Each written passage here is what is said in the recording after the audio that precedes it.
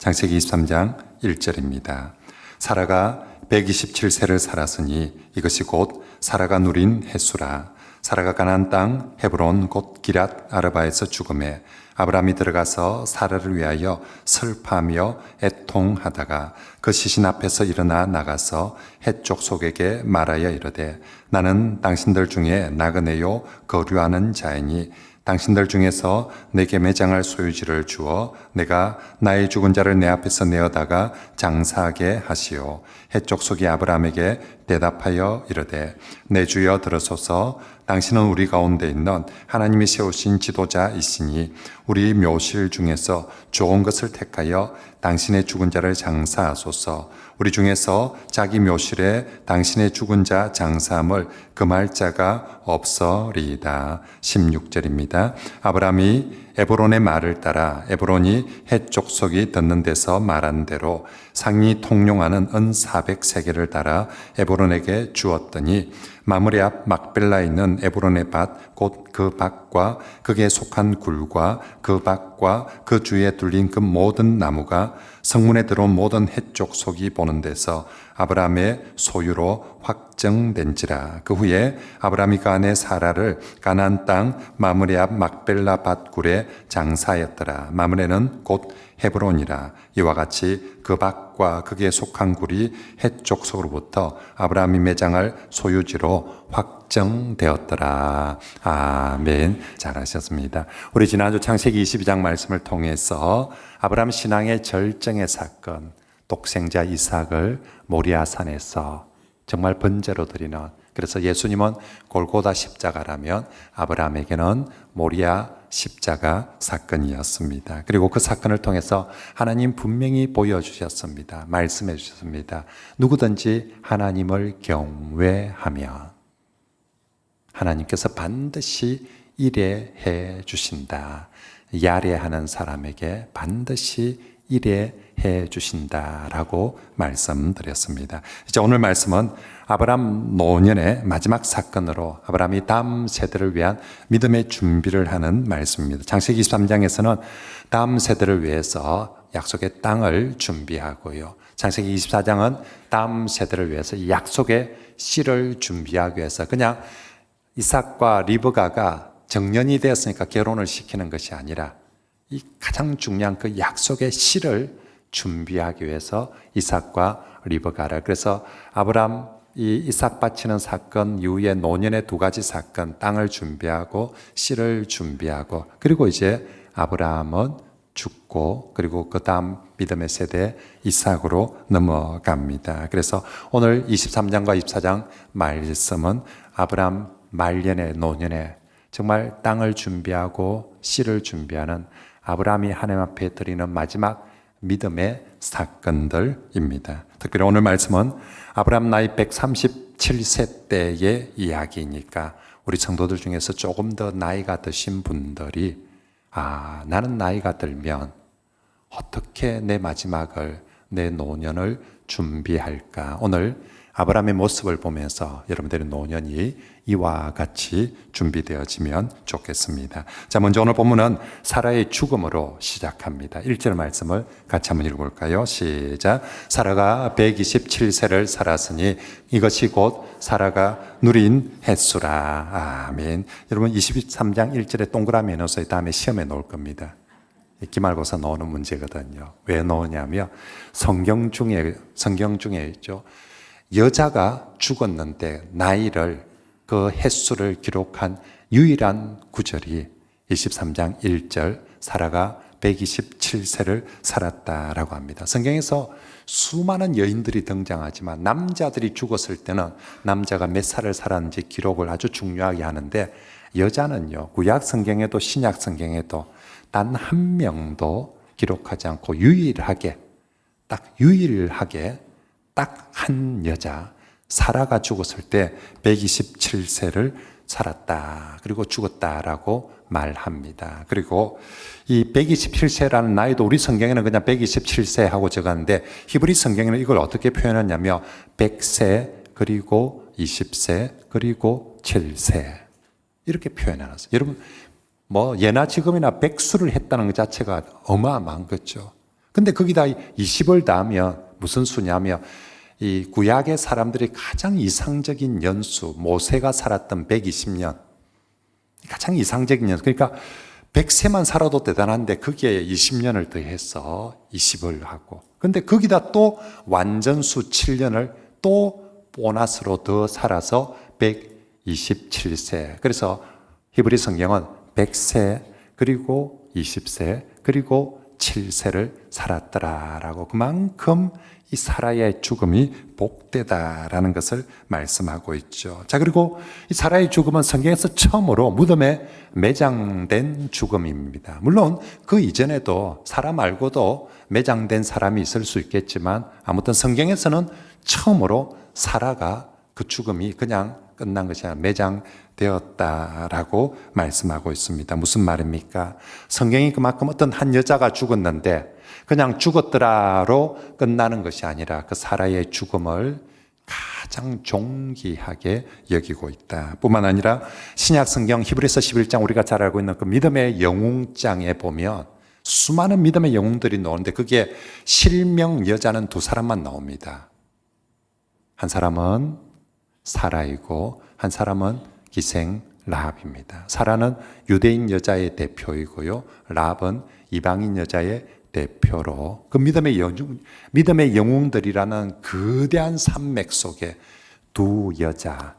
근데 그 중에 사라를 어떻게 소개하느냐 하면 히브리서에서 이 여인은 믿음과 순종의 여인이었습니다 라고 믿음과 순종의 여인의 대표로 소개합니다. 그만큼 구약성경, 신약성경 모두가 이 사라라는 여인의 삶뿐만 아니라 죽음까지도 가장 존귀하게 대해 주고 있다는 것입니다. 그러면 왜 성경은 이 사라라는 여인의 죽음에 이렇게 주목하고 이렇게 존귀하게 높여주는가? 사라가 다른 사람보다 훨씬 더 바벨탑을 높이 쌓았기 때문입니까? 아니면 사라가 통장에 돈을 수백억을 모았기 때문입니까? 아니면 사라가 정말 자식을 수천 명을 낳았기 때문입니까? 그렇지 않습니다. 히브리서가 분명히 말하죠.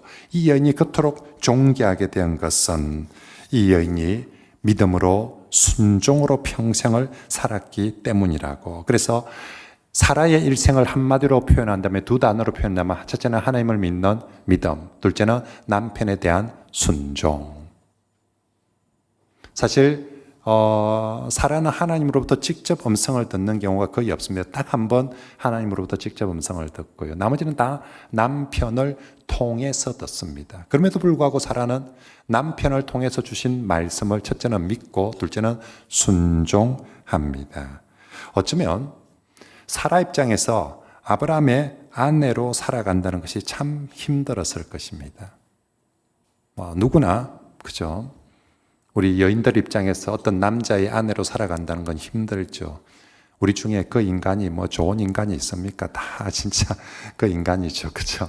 그래서 목사도 마찬가지입니다. 우리 사람 목사의 삶으로 살아간다는 게 사실 쉬운 일은 아닙니다. 우리 집사람 아무리 신앙생활 열심히 해도 권사도 한 번 못 되고, 심지어 집사도 한 번 못 되고, 그죠? 또 목사도 아니고, 늘 평신도로 그렇게 해가지고, 해봤자 표도 안 나고, 또 표가 났어도 안 되고, 욕은 또 태바에 들어야 되고, 하여튼 그렇습니다. 하여튼, 근데, 목사의 아내로 사는 것도 쉽지 않았겠지만, 여러분, 아브라함의 아내로 산다는 것. 우리나라 여자들이 자기 삶을 제일 이렇게 바라는 건, 여자들은 대부분 안정된 삶을 행복이라고 생각합니다.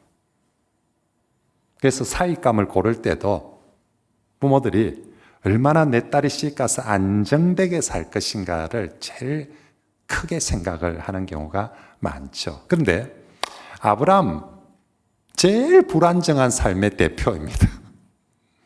이 사람 따라다니면 물어봅니다. 사라가 어디로 갑니까? 모른다, 그냥 따라온다면서. 뭐 할 겁니까? 나도 모른다, 그냥 가자 하면서. 아는 것도 하나 없고, 가면 집이 있습니까? 모르겠다, 가자. 진짜 이게 사라가 아브라함한테 질문하는데, 아브라함이 뭔가 확실하게 내 다른 건 몰라도 이거 하나만큼 내 보장해 준다, 이런 게 하나도 없이 평생을 살아가야 되는 게 사라의 삶이었습니다. 참 사실 이게 쉽지 않았을 거예요. 그런데 성경에서 아브라함 이야기를 하면서 사라 때문에, 아내 때문에 발목 잡혔다는 이야기가 단 한 구절도 없습니다. 아브라함이 어떤 믿음의 길을 걸어가는데 아내가 반대해가지고, 사라가 반대가 순종을 안 해가지고 못하겠다, 못 갔다 하는 것이 없다는 거죠. 애굽에 내려갈 때 남편이 시킵니다. 니 내 누이라 해래. 그래 내도 산다. 바보같이 그것도 순종합니다. 진짜 자기 팔려갈 줄도 모르는데 그것도 순종합니다. 이삭 바칠 때 아버지 입장에서 이삭을 바친 아들을 바치는 것도 정말 이건 너무너무 고통스럽고 아픔이었을 거지만, 어미 입장에서 볼 때 내 배로 낳은 내 새끼인데 이 자식을 바쳐야 된다. 어머니인 사라의 입장에서 더 정말 고통스러웠을 것입니다. 사라가 반대를 했다며 진짜 아브라함 그 모리아 산으로 못 갑니다. 게다가 가는 길이 3일 길이었거든요. 첫날은 어찌 사라가 어찌 설득이 돼가 울면서 그래도 어쩔 수 없지 하면서 그래 보내줬다 칩시다. 둘째 날 일어나서 정신 차리고 보니까 아들이 안 보여. 지금이라도 쫓아가가지고 3일 길인데 그죠? 지금이라도 쫓아가서 남편 앞에 다리 몽둥이 붙잡고 차라리 나를 죽이고 가라고. 차라리 나를 죽이라고. 어떻게 이 자식을 번제로 드릴 수가 있냐고. 아마도 사라가 그렇게 아브라함 앞에 발목 잡고 맞고 섰다면 아브라함 그 길 못 갑니다. 3일 길이 30년이 될 수 있는 거죠. 그죠? 어쩌면 30년이 더 걸릴 수도 있습니다. 아내가 목숨 걸고 그리 반대하는데 세상에 어느 남자가 그 길을 쉽게 가겠습니까? 결국 아브라함이 그 길을 갔다는 것은 그 명령에조차도, 그 말에조차도 사라 자기가 직접 하나님께 들은 것도 아니고 순전히 한 남편을 통해서 듣는 말인데 순종을 하고 따랐다는 것이죠. 그래서 하나님께서 사라의 죽음을 여인의 죽음 중에서 가장 존귀한 죽음으로 세워주시는 것입니다. 그렇습니다. 성도 여러분, 사라가 죽는 것처럼 우리도 결국은 죽게 됩니다. 우리 인생에 오늘 지금 나가보면 낙엽이 수없이 떨어지고 있지 않습니까? 우리 삶에도 결국은 어느 순간 낙엽 떨어지는 시간이 오게 될 것입니다. 그런데 정말 우리가 우리 삶을 어떻게 살 것인가 할 때 우리가 정말 결국 하나님 앞에 서게 될 것이다. 하나님 앞에 평가받게 될 것이다. 이걸 알아야 되는데 우리는 이 땅을 살면서 자꾸만 사람들이 나를 어떻게 얘기할까? 사람들이 나를 어떻게 평가하고 사람들이 나를 어떻게 볼까? 사람들이 나를 높여주며 기분이 좋고 사람들이 나를 무시하며 막 살맛이 안 나고 우린 그렇게 살아가고 있지만 사실은 훨씬 더 중요한 것은 하나님이 나를 어떻게 평가할까가 훨씬 더 중요합니다. 사람들이 오늘 내보고 뭐라 하는 건 그건 진짜 아무것도 아닙니다. 하나님이 정말 내 삶에 대해서 뭐라고 평가하시는가? 그때 누가 정말 하나님 앞에서 잘 살았다고 할 수 있습니까? 오늘 사라의 삶을 통해서 보여줍니다. 믿음과 순종의 삶이 그것이 하나님 앞에서 가장 귀한 삶인 줄 믿습니다. 그래서 저는 여러분들의 장례식장에서 꼭 이렇게 설교하고 싶습니다. 제가 아무리 봐도 여러분들보다 좀 오래 살겠죠. 그죠? 그래서 아마 제가 직접 장례를 치러야 될 우리 교인들이 좀 많을 텐데, 그때 제가 장례를 집례하면서 여기 있는 이 집사님은, 이 권사님은 정말 믿음의 사람이었고 순종의 사람이었습니다. 전 정말 그렇게 설교하고 싶어요. 근데 그렇게 못할 때 참 힘들어요. 막 말을 애둘러야 되거든요. 그냥 쉽게 말하면 되는데 참 그렇지 못한 죽음 앞에 가서 장례를 집례할 때는 이걸 막 정말 말을 애둘러서 해야 되고 힘들어요. 근데 진심으로 내가 정말 이분은 믿음의 사람이었습니다. 순종의 사람이었습니다. 여러분의 묘비에도 믿음의 사람 누구 순종의 사람 누구 여기 잠들다 그렇게 기록되어진다며 얼마나 영광스럽겠습니까? 부디 우리의 남은 연수가 얼마인지 모르지만 그 남은 연수만큼 정말 믿음과 순종으로 사시어서 여러분의 마지막 하나님 앞에서 꼭 그렇게 평가받는 성도들이 되시길 축복합니다. 자, 이제 다음 죽었습니다. 그 다음 이제 이 사라의 죽음의 매장, 무덤을 구하는 이야기인데, 사라의 죽음의 이야기보다 이 사라의 무덤을, 땅을 구입하는 이야기가 훨씬 더 많이 상세하게 기록되어 있습니다. 그래서 오늘 본문은 사라의 죽음으로 인해서 땅의 구입에 대해 더 중요한 초점을 맞추고 있습니다. 오늘 이 성경이요, 성경에서 부동산 첫 거래입니다. 우리나라 사람들이 그렇게 좋아하는 부동산 첫 거래이고, 아브라함이 생애 처음으로 땅을 소유하는 그런 사건입니다.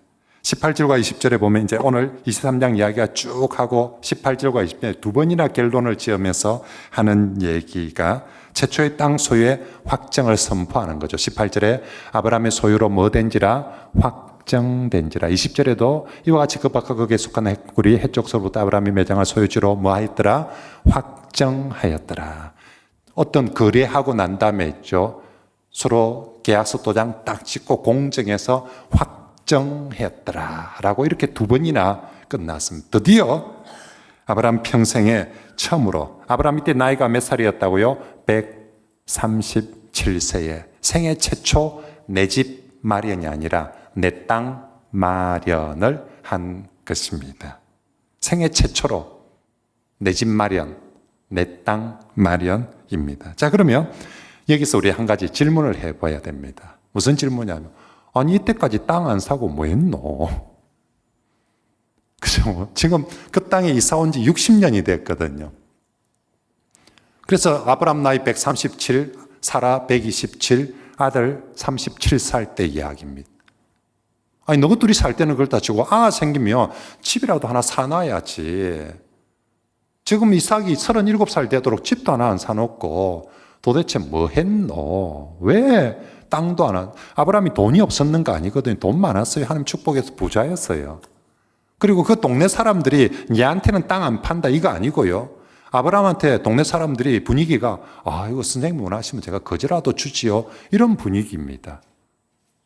근데 60년 동안 왜 땅도 하나 안 사? 너그 마누라 죽을 땅도 하나 안 챙겨놨냐? 라고 물어봅니다. 이 질문에 대해서 대답을 4절에 그 이유를 말합니다. 나는 당신들 중에 나그네요 거류하는 자다라고. 하나님께서 아브라함을 원래 부르실 때부터 너는 그 땅에 살지마. 거기가 네 본향이 아니다. 너는 천국 본향을 사모하는 나그네로 살라라고 그렇게 부르셨습니다. 그래서 아브라함은 돈은 있었지만 더 많은 땅을 소유하기보다는 오직 믿음으로 하나님의 부르심, 하나님의 말씀을 믿는 그 믿음으로 나그네의 길을, 순례자의 길을 갔습니다. 그래서 히브리서에서 아브라함의 삶을 땅에서는 외국인과 나그네임을 자신 스스로 집을 소유하지 않으면서 땅을 소유하지 않으면서 스스로 나그네임을 정언하면서, 그래서 동네 사람들이 참 이상했을 겁니다. 60년을 같이 살면서 참 웃기지. 딴 사람들은 돈만 생기면 땅 사고 집 사고 빌딩 사는데 저 집은 돈은 많은데 땅을 안 산다, 집을 안 산다. 참 이상하지. 물어봅니다. 왜 그래요?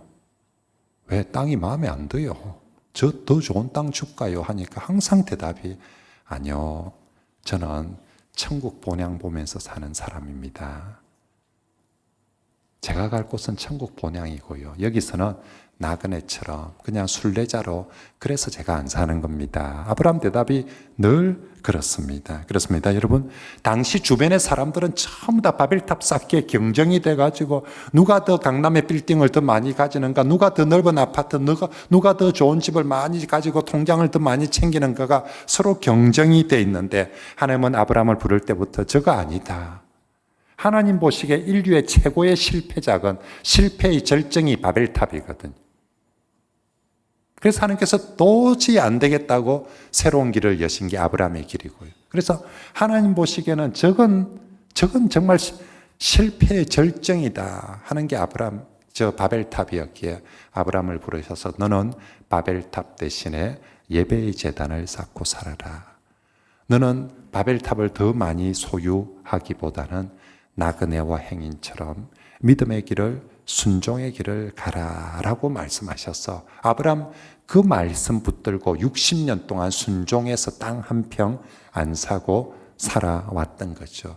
60년 동안 그 말씀에 순종해서 바벨탑 2층 빌딩, 3층 빌딩도 하나 안 올리고 그렇게 살아왔던 것입니다. 자, 그러면 두 번째 질문은, 그러면 지금은 왜 삽니까? 아니 60년 동안 땅 안 사고 잘 살았으며 지금도 그냥 뭐 땅 사지 말고 계속 나그네로 순례자로 그렇게 살면 안 됩니까? 그리고 하나님이 주시기로 약속된 땅인데 뭔 돈을 그리 주면서 삽니까? 기다리며 하나님의 어련히 알아서 그 땅을 줄 낀데, 그리고 뭐 안에 장사 지낼 무덤이 필요하며 꼭 그 무덤 아니어도 저기 산에 가면 빈 무덤 많은데 그냥 막 그 빈 무덤 하나에 그냥 막 묻어 놓으면 될 낀데 왜 굳이 그 무덤을, 그 땅을 그 비싼 돈을 주고 사는가 하는 것입니다. 그것은 아브라함이 약속에 대한, 약속된 땅에 대한 아브라함의 가장 적극적인 믿음과 소망을 가지고 있기 때문입니다. 하나님은 이 바벨탑에 실패한 세상 사람들에 대해서 이제 아브라함은 그들과 다른, 이제는 더 이상 바벨 세상, 바벨 나라가 아니라 아브라함을 통해서 하나님 나라를 새롭게 한번 시작해 보고자 합니다. 자, 하나님 나라를 새로 시작하는데, 여러분 초등학교 때 사회 시간에 배웠죠. 나라가 구성되려면 세 가지가 있어야 됩니다. 첫째, 뭐가 있어야 됩니까? 주권이 있어요. 둘째, 국민이 있어야 돼요. 셋째, 영토가 있어야 됩니다. 하나님 나라도 마찬가지입니다. 하나님 나라가 되려면 첫째, 하나님의 주권이 있어야 됩니다. 다시 말하면 하나님의 뜻이 실현되어야 되는 것이죠. 근데 아브라함, 네, 저는 이제부터 세상 사람 말 듣는 것이 아니라 하나님의 뜻, 하나님의 주권에 따라 살겠습니다라고 아브라함이 하나님의 주권에 복종하면서부터 하나님 나라가 시작되는 거죠. 우리도 마찬가지입니다. 내 안에, 우리 가정에, 우리 교회에 하나님 나라가 언제부터 시작되는가? 누군가가, 내가 이제부터 하나님의 뜻에 무조건 따르고 하나님의 뜻이 곧 나의 법이고 나의 삶입니다 라고 순종하며 시작할 때 하나님 나라가 시작되는데, 자, 그렇게 시작된 날 하나님 나라가 완성되려면 땅이 있어야 되고 씨가 있어야 됩니다. 씨에 대한 약속은 하나님께 이삭을 통해서 받았습니다. 이삭이 앞으로 있을 모든 씨에 대한 대표로, 첫 열매로 하나님이 씨를 받았습니다. 이제 남은 것은 땅입니다. 분명히 약속은 받았는데 아직 내가 땅 한 주검도, 한 평도 손에 쥐지 않고 있는 것입니다. 이제 아브라함은 모든 땅을 받고자 하는 것이 아니라 모든 땅을 대표하는, 전체를 대표하는 한 땅을 받고자 하는 거죠. 이삭도 그렇죠. 모든 씨를 아브라함이 한꺼번에 받은 것이 아니라 전체 씨를, 전체 백성을 대표하는 한 씨, 첫 열매를 하나님으로부터 받았습니다. 이제 땅도 마찬가지입니다. 받아야 될 모든 땅에 대한 첫 열매로서, 한 땅으로서 이 땅을 지금 아브라함은 받고자 하는 것입니다. 그리고 그것을 어떤 대가를 지불하고서라도, 어떤 값비싼 가치를 지불하고서라도 그 땅을 받기를 사모하고 정말 적극적으로 메어 달리고 있습니다. 자, 그러면 세 번째 질문입니다. 그럼 그 땅 어찌 살 건데? 고대에 땅을 취득하는 방법, 제일 쉬운 방법, 뺏는다. 힘으로 뺏는다. 탈취한다. 고대에서 여러분 뭔가 땅이 넓어지고 땅을 많이 가지는 방법, 힘으로 뺏는 거예요. 전쟁에서 뺏든지 뭐, 그죠? 뺏는다. 탈취한다. 두 번째, 얻는다. 사람들이 아이고요, 이거 그냥 내 공짜로 줄 테니까 하이소, 얻는다. 그리고 세 번째, 돈 주고 산다. 아브라함은 이 세 가지 방법 중에 동네 사람들은 아브라함에게 아이고 선생님이 하신다면 뭐 제가 드릴게요. 뭐 그것도 뭐 억수로 비싼 땅도 아니고 저 뭐 무덤용 땅인데 그거 못 주겠습니까? 제가 드릴게요. 동네 사람들은 아브라함에게 그 땅을 드릴게요라고 하는데 아브라함은 절대 안 된다라고. 내가 꼭 돈 주고 사겠습니다. 어느 정도로 하느냐면요, 7절에 보니까 아브라함이 몸을 굽히면서까지 이렇게 얘기합니다. 12절에 또 한 번 더 몸을 굽히면서까지 이렇게 얘기합니다. 아브라함 몇 살이라고요? 137세. 앞에 앉아있는 사람들한테 내 밑에 다 줄 서 이라며 그 전부 다 지 밑에 줄 서야 될 사람들입니다. 그죠? 거기서 아브라함이 나이 값을 한다고 딱 나이로 밀어붙이면서 내보다 위에 있나? 없제? 사청, 눈 깔아. 근데 아브라함 자세가 그죠? 나이로 밀어붙이면서 그러면 다 눈 깔아야 될 상황입니다. 근데 그 137세의 어른이 그들 앞에 정말 이게 엎드려서 부복을 했는지 아니면 90도로 절을 했는지 모르지만 아무튼 137세의 어른이 가장 겸손하게 두 번이나 정말 간청을 하고 있습니다. 그냥 주겠다는 사람한테 제발 그러지 말고 팔아달라라고 그렇게 간청을 하고 있습니다. 자, 그래서 팝니다. 오늘 성경에서 이 땅을 사는데요. 성경에서 기록된 부동산 거래 중에 제일 비싼 값 주고 이 땅을 사게 됩니다. 무려 은 400세겔을 주고 사게 됩니다. 훗날 여러분 성경에서 보면 부동산 거래하는 장면이 몇 군데 나오는데 훗날 다윗이 성전 부지 구입하는데 은 50세겔 줍니다. 여러분 성전 부지 같으면 아무 땅 사겠습니까? 제일 좋은 땅 안 사겠습니까? 그리고 부지도 엄청 넓어야 되겠죠. 근데 그거 50세겔 주고 삽니다. 아브라함 시대하고 다윗 시대하고 1000년 간격이 있습니다. 아브라함 이 땅 사고 나서 1000년 후에 다윗이 등장하거든요. 1000년 후에 50세겔을 샀다는 거예요. 근데 다윗보다 또 50년, 500년 더 지나서 예레미야 시대도 예레미야가 아주 중요한 땅을 하나 사야 되거든요. 그거 은 17세겔 주고 샀다라고 말씀하고 있습니다. 여러분 물가 상승률 또 임금 상승률, 지대 상승률 알지 않습니까? 세월이 갈수록 물가가 오르듯이 세월이 갈수록 사람의 노동력도 상승을 하게 됩니다. 근데 노동력의 상승률보다 지대 상승률이 땅의 가치에 대한 땅값에 대한 상승률이 너무 많이 올라가 버리는 거죠. 우리는 노동력 30년 해봤자 요만큼 올라가는데 땅은요 30년 있으면 처음에 이랬던 것이 30년 지나면 땅은 막 하늘 꼭대기까지 가가지고 그래서 지금 자본주의 시대에 모든 사람들이 땅의 노예가 땅의 종속이 되는 거죠. 30년 쇠가 빠지게 일하고 얻는 게 30평짜리 땅 하나 얻게 되는 거죠. 지금 삶의 구조가 그렇게 되는 거예요. 그만큼 땅값이란 게 시간이 흘러가면서 오르거든요. 1000년 전과 1000년 후 같으면 얼마나 오르겠습니까? 이게 지금 은 400세겔이 있으면 1000년 지나면 은 400만 세겔이 될 수가 있는데 1000년이 지나서 다윗이 은 50세겔에 샀대요. 그러면 이거는 바가지 중에 또 이런 바가지가 정말 진짜 400세겔을 오늘 외치면 한 400억, 4천억 주고 샀다는 얘기입니다. 아마 그때 사라가 죽었기에 망정이지 사라 살아 있었으면 그날 밤에 아브라함 밤새도록 바가지 긁혔습니다. 그리고 내일 당장 가서 이 계약 취소하고 오라고. 그래서 하나님이 사라 딱 죽이고 놓고 난 다음에 그래서 이거 부동산 거래를 하신 것 같아 보니까 아무튼 이 천문학적인 숫자를 어마어마한 숫자를 돈을 주고 샀다. 그리고 거기서 아브라함이 단 1원도 흥정을 안 합니다. 우리 같으면 여기서 400 제시했다. 그럼 이쪽에서 200 하자. 그러면 좋다. 300으로 합의하자. 뭐 이렇게 될 텐데 진짜 단 1원도 깎지 않고 400 그대로 줍니다. 400, 은 400. 어쩌면 아브라함 137년 동안 거기에 살면 60년 동안 다 모은 돈 다 끌어다가 지금 그 땅을 샀다는 거죠. 무슨 땅?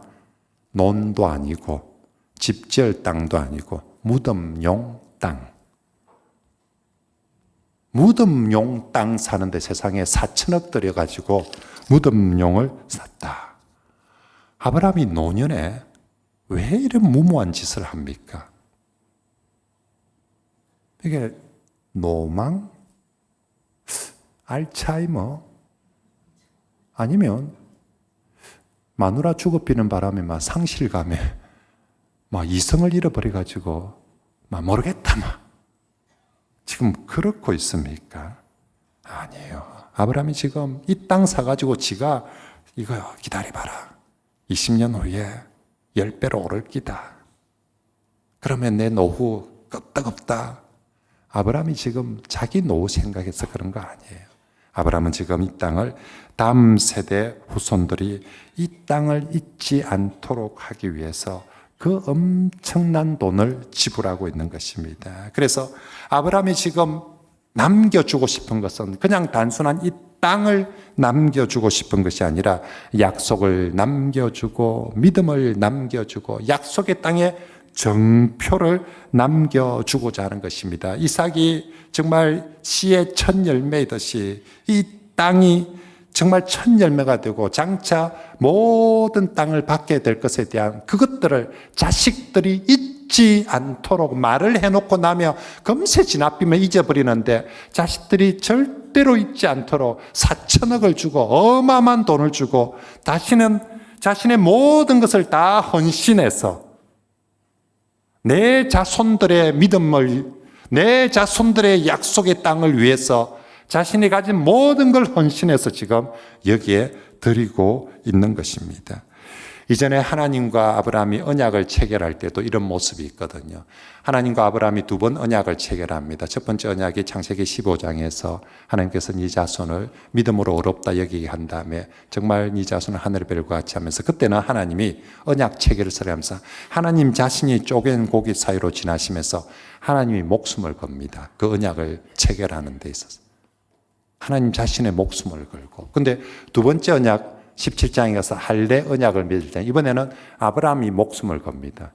생식기를 자르면서 피를 흘리면서 하나님 앞에 제 모든 걸 바쳐서 제 목숨을 걸고 이 언약을 기억하고 지키겠습니다 라고 할례 언약을 맺었습니다. 이제 똑같이 마지막 하나님 나라를 이루면서 두 가지가 필요합니다. 씨가 필요하고 땅이 필요한데 근데 이 약속의 씨는 하나님이 아브라함과 전혀 상관없이 그냥 거저 주셨습니다. 내가 알아서 딱 내가 할게 내가 죽게 하면서 정말 100살이 된 죽은 몸을 하나님께서 정말 전적으로 은혜로 거저 주셨습니다. 그런데 이제 땅에 대해서는 아브라함이 하나님 그 땅의 약속을 이루는 데 있어서 저도 좀 헌신하고 싶습니다. 하나님 저도 헌금 좀 하고 싶습니다. 그 약속을 이룸에 있어서 제가 할 수 있는 뭔가를 최선을 다해서 드려보고 싶습니다. 그게 지금 은 400세겔을 드리는 것이지요. 정말로 그래서 나도 이 언약에 참여하고 싶고 정말 저는 하나님의 언약이 이루어질 것을 믿습니다. 내가 이삭을 받아보니까 진짜 하나님의 약속대로 모든 게 이루는데 땅도 반드시 그렇게 될 줄 믿는데 그 언약에 하나님 제 믿음도 저의 헌신도 드리기를 원합니다. 써주시옵소서.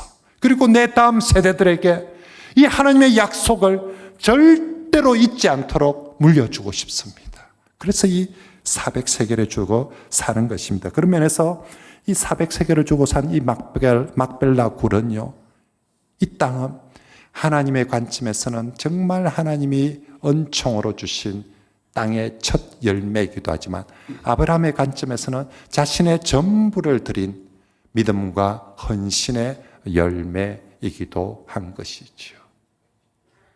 장차 후손들은 이 땅을 보면서 참 정말 그건 하나님의 은혜의 선물이었다.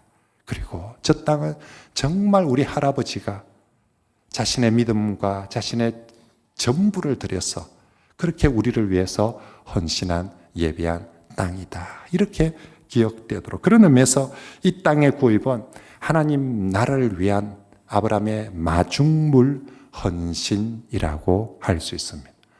저는 설교 준비하다 저 표현을 쓰고 나서 제 스스로 감동해가지고 제가 한 5분 동안 혼자서 하나님 어떻게 이런 표현을 쓰게 해주실까 싶어가지고 여러분 하나도 모르는데 내 혼자 감동이 돼가지고 그래가지고 제 족보에 남겨놓으려고 나도 정말 우리가 살면서 하나님 나라를 위한 마중물 헌신 틀림없이 하나님께서 그것들을 통해서 어마어마한 약속과 축복을 이루어 주실 건데 내가 목사로서 교회를 위해서 내가 장로로서 내가 장집사로서 권사로서 교회를 위해서 마중물 헌신을 지금 아브라함이 자신의 후손들을 위해서 마중물 헌신으로 은 400세기라는 자신의 전부를 드리고 있습니다. 그래서 아브라함이 그때 4천억 주고 그 땅을 샀기 때문에 그 후손들 전부 다 잊을 수가 없어요.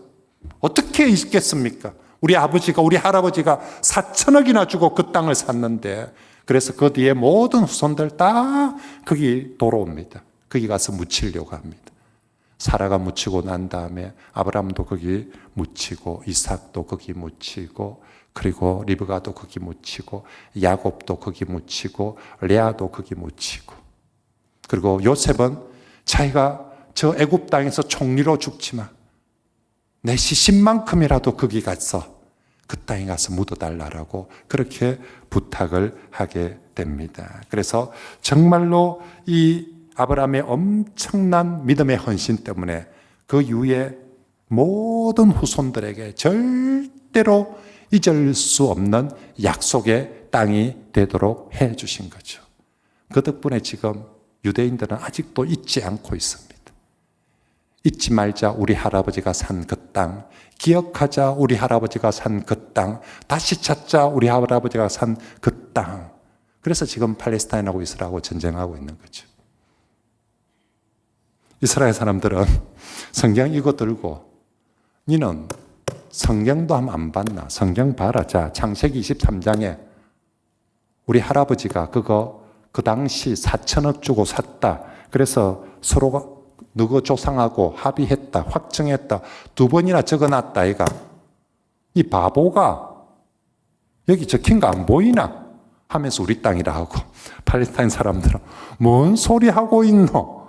너가 이 땅 떠나고 난 다음에 우리가 1800년 동안 우리가 여기 점유하고 있었다. 그럼 그게 우리 땅이지. 그게 어째 너그 땅이고. 못 준다. 이게 이제 팔레스타인 입장이에요. 팔레스타인이 구약 성경의 블레셋이거든요. 가나안 블레셋. 못 준다. 그래 지금 뭐 그걸 누가 재판을 하겠습니까? 그죠? 누가 재판? 그러니까 지금 둘이서 싸우고 있는데 그 중에서도요. 이 헤브론 오늘 산 땅이 헤브론 땅이거든요. 지금 이스라엘 나라 안에 팔레스타인 사는 자치지구가 있는데 그 중에 지금 전쟁하고 있는 저 가자 지구는 아주 무장단체가 있는 제일 강력한 유대인들이 들어가서 어찌할 수 없는 그런 자치지구고요.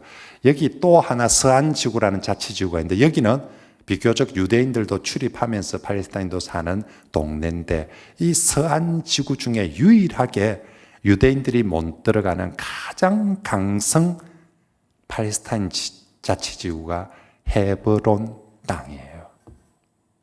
제가 성지순례 가서 이스라엘 구석구석 성경에 나오는 장소들 가서 이렇게 보는데 저도 유일하게 딱 한 군데 못 가본 곳이 바로 이 헤브론이었습니다. 제가 가이드한테 죽어도 좋으니까 가보자. 내가 여기까지 왔는데 괜찮다. 가이드, 죽어도 좋은 게 아니라 진짜 죽습니다 하면서. 그래서 유대인들하고 팔레스타인하고 차 번호판 색깔이 다르거든요. 우리 타고 있는 이 번호판 색깔 타고 들어가면 무조건 죽습니다. 그거 가면. 그래서 가이드가 절대로 안 됩니다. 이래가지고 못 들어갔습니다. 그런데 저도 거기 가보고 싶은데 유대인들 입장에서는 어떻겠어요? 우리 할아버지 아브라함이 최초로 산 땅이 저 땅이거든요. 헤브론인데. 우리 할아버지가 그것도 돈 300원 주고 400원 주고 산 땅이 아니라 돈을 4천억이나 주고 산 땅이 저 땅인데 우리가 저 땅을 회복하지 않고서 도대체 어떻게 이스라엘 나라의 회복이 있을 수 있단 말인가? 유대인 입장에서는 그래가지고 아직도 그 땅을 찾아야 된다라고 그리하고 있는 것이고 팔레스타인은 못 준다 하고 그러고 있습니다. 아무튼 여러분 정말로 아브라함 오늘 말씀을 통해서 정말로 아브라함 마지막 남기고 싶은 거 단순한 땅이 아니라 하나님이 주신 그 약속 그 믿음을 남겨주고 싶은 것이었죠. 이제 말씀을 정리하면서 여러분 늦가을에 온 동네 낙엽이 떨어지고 있습니다. 내 인생의 낙엽도 떨어질 날이 오게 됩니다. 남 다 죽는데 나는 안 죽을 기다. 그럴 수 없습니다. 저 낙엽이 다 떨어지듯이 우리도 결국 다 떨어지게 될 텐데 여러분 그동안 어떻게 살아왔습니까? 우리 다 떨어지며 하나님 앞에 평가받게 될 텐데 넌 어떻게 살았니? 라고 물을 때 우리 무슨 대답을 할까요? 정말로 우리가 어떻게 살았는가? 과연 정말 하나님이 기뻐하시는 믿음의 삶, 순종의 삶을 살아왔는가? 한번 생각해 보시고 지금부터라도 바벨탑 쌓기보다는 믿음의 삶, 순종의 삶을 살아가십시오. 그리고 두 번째, 나는 이제 내 죽고 나면 무엇을 남길 것인가? 내가 떠나간 그 자리에 나는 무엇을 남기고 내 자식들한테, 내 후손들에게 남기고 갈 것인가?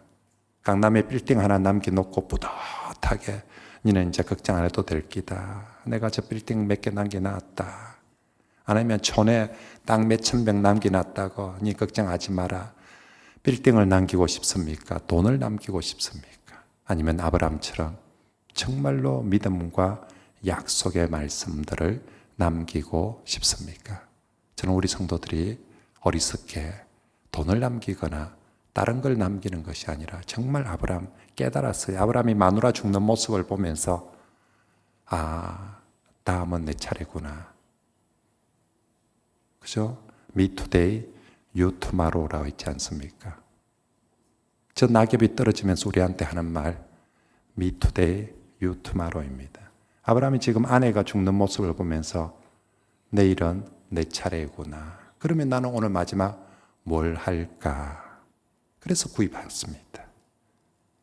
내 모든 걸 들여서 내 다음 세대에게 믿음을, 약속의 땅을 남기자라고 저와 여러분들이 어떻게 살 것인가, 무엇을 남길 것인가 이 질문 앞에 정말 아브라함처럼 사라처럼 믿음으로 순종으로 살아가고 무엇을 남길 것인가 믿음을 남겨주고 전수해주고 약속의 말씀들을 전수해주는 그런 저와 여러분들. 그래서 정말 우리 하나님 앞에 섰을 때 참 잘했다라고, 그리고 내가 떠나도 내 다음 세대에서는 우리 자녀들이 이것들을 정표들을 보면서 더욱더 믿음의 큰 숲을 이루어가는,